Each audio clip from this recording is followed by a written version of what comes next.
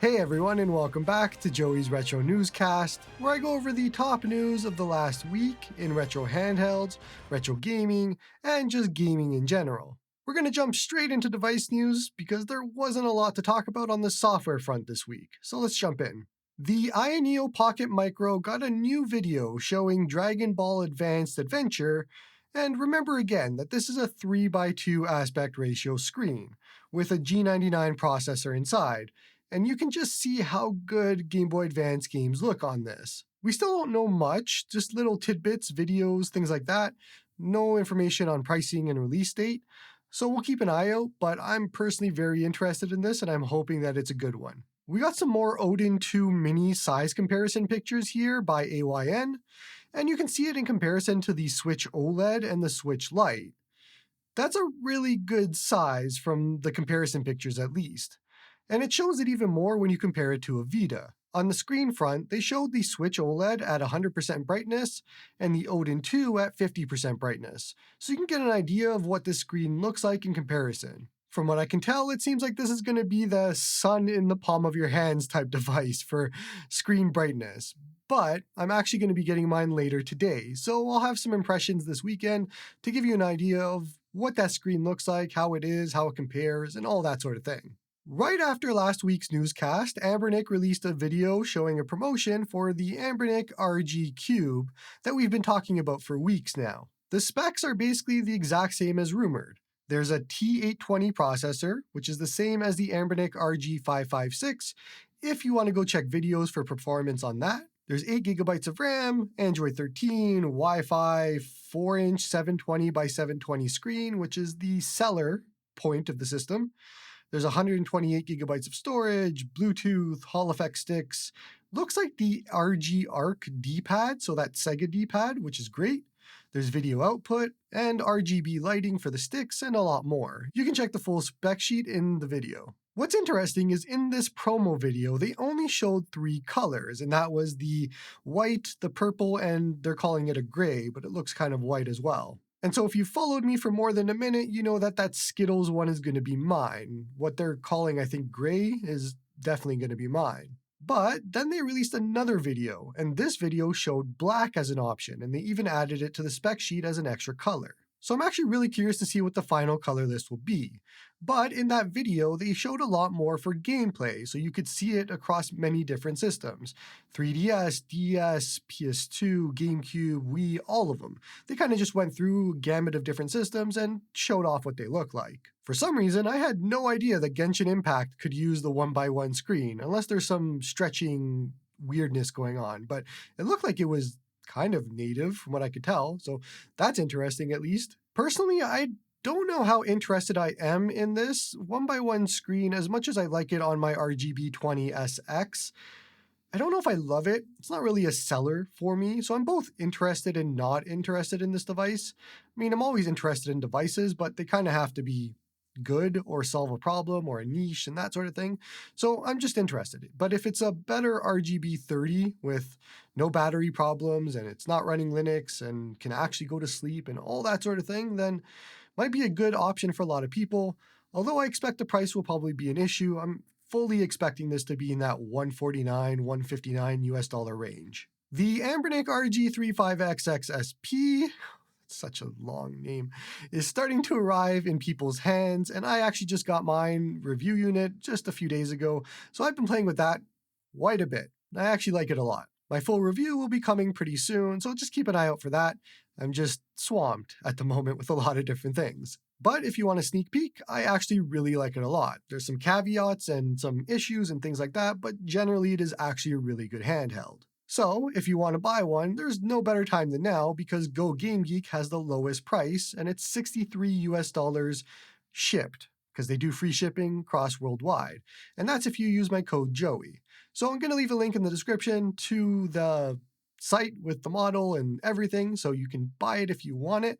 But $63 is $18 cheaper than Anbernic Direct, so save some money, why don't you? Fellow content creator Taki is releasing 2 devices this year, or I think this year, I shouldn't say this year, but there's going to be a handheld, and it looks like it's going to be AMOLED using MiSTer parts, essentially, But on top of that, they also have the MiSTer FPGA board that they're going to be releasing too, which is separate to this. But let's talk about the handheld. For those that haven't kept up, Taki has a company that is currently making a $99 MiSTer FPGA board, which is a good bit cheaper than the current board is right now. So that's really cool. But on top of that, there's a handheld coming with an AMOLED screen, and that's what I'm interested in right now. For those that have no idea what MiSTer is, it's FPGA-based emulation, which aims to get as close to accurate as you can for emulation. So it's a lot different than something like a RetroArch, for example.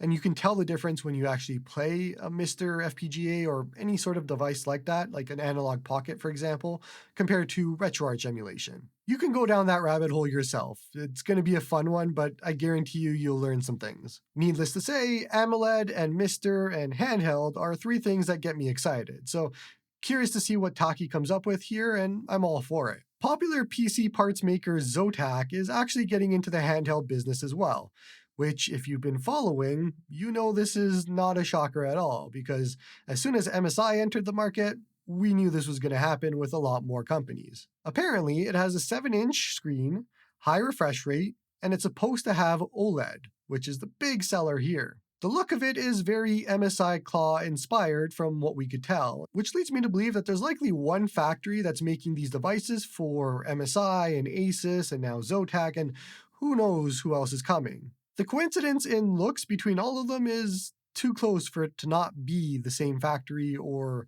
designer or something along those lines. Anyway, we're supposed to get more news on this next week, so we'll keep an eye out. Not to be outdone by Asus or Zotac, Lenovo has a Legion Go Lite coming, apparently. It's supposed to have the same processor, and it's supposed to be a Lite version, and that is all we know at the moment. So naturally, let's speculate. And I had my Go for months, and I used it decently.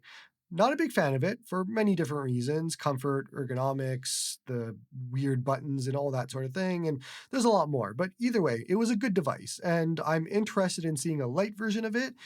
If they remove the removable Joy-Cons and just build it into the device, that's one thing that I want.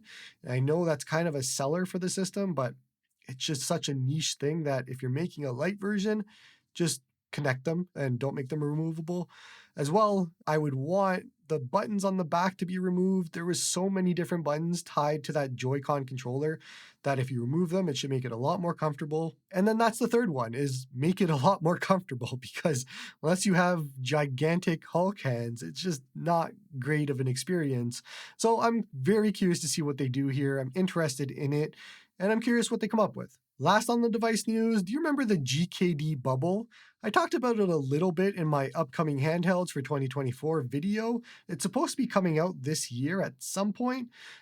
Then we got some more pictures and just got more insight into what it looks like now. I think we're still months away from this releasing, and from what the rumors are, this is going to have an RK3566 processor in it, so a bit older of a processor, but still a good one for custom firmware and all that.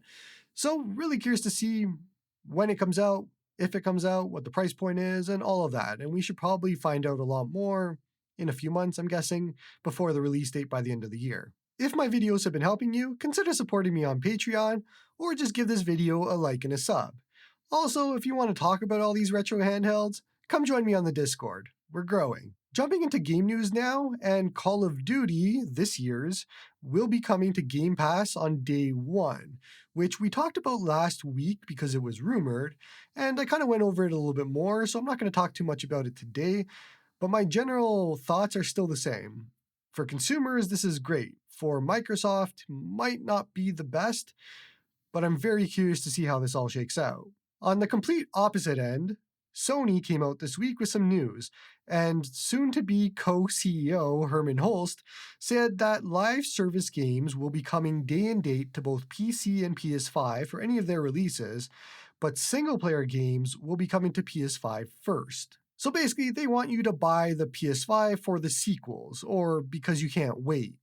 And PS5 games will be coming to PC the same way they've been doing now after a year or two or whatever.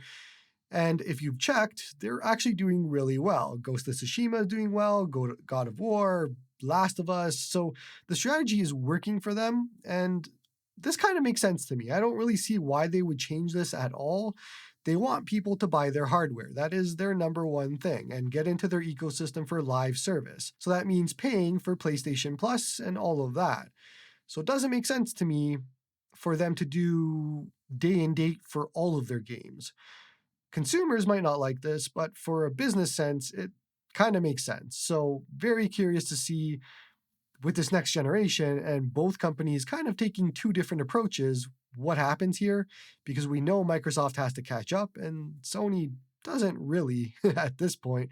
It's kind of a Sony versus Nintendo battle, and Nintendo just runs away for the most part, but it's going to be an interesting next generation. Last on our game news and last of the news of the week, Rogue Prince of Persia is now out on Steam Early Access. And for those that don't remember, this is the one that's made by the Dead Cells developers, and it's a Prince of Persia roguelike game, which all of those things are great. So if you haven't checked it out yet, go ahead, it's out, you can play it, and just see if it's something you like. By the way, did I miss a topic that you want to hear discussed? Top comment with the words Newscast topic will be featured on next week's show. That's all from me, Pyongyang.